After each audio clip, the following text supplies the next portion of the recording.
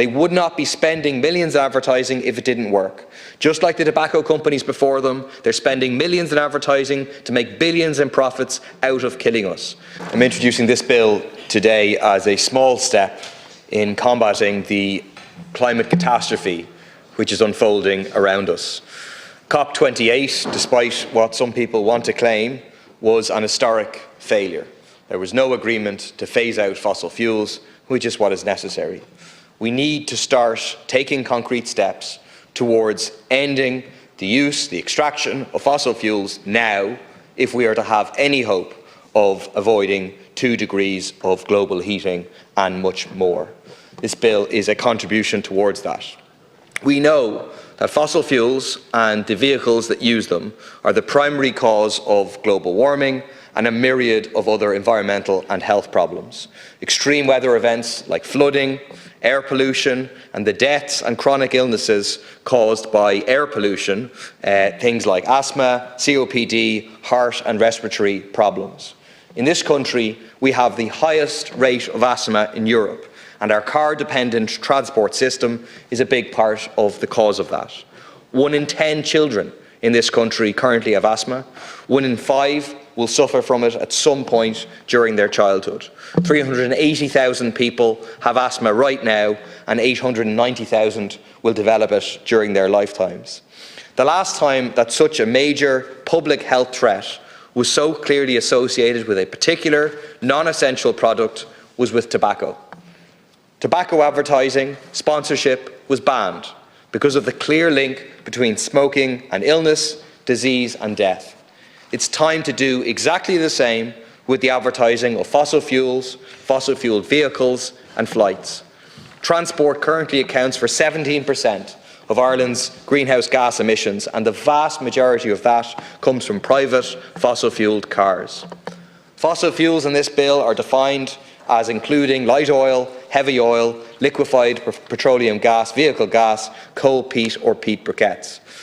Fossil fueled vehicles means light motor vehicles, heavy motor vehicles, motorcycles and aircraft fueled by fossil fuels, and flights which are a major contributor to global heating.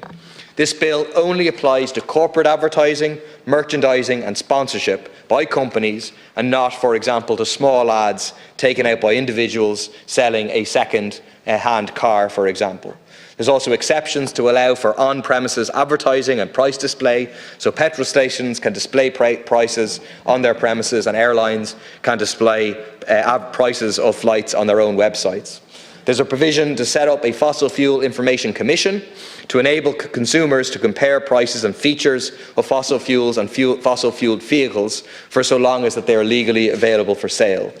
I hope that that will not be for too long, as we need to get to zero emissions many, many years before 2050.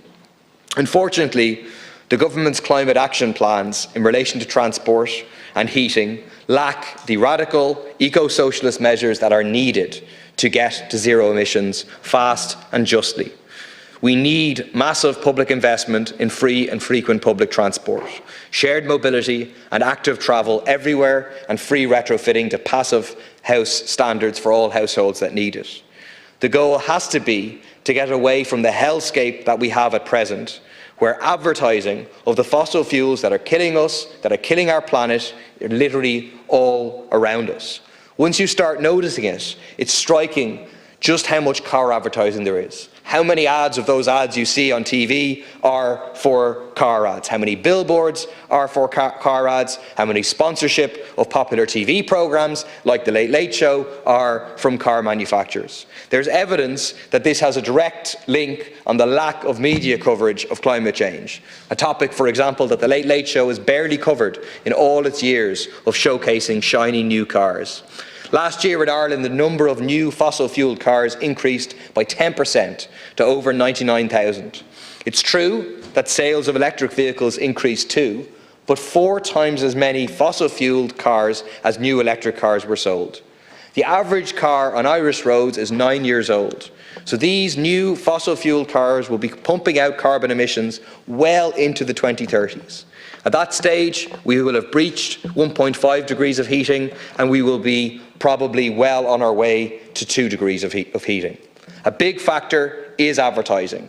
They would not be spending millions in advertising if it didn't work. Just like the tobacco companies before them, they're spending millions in advertising to make billions in profits out of killing us. We need to act now to stop the continued production and sale of fossil fuels and fossil fuel vehicles. Stopping advertising is one way to get in that direction.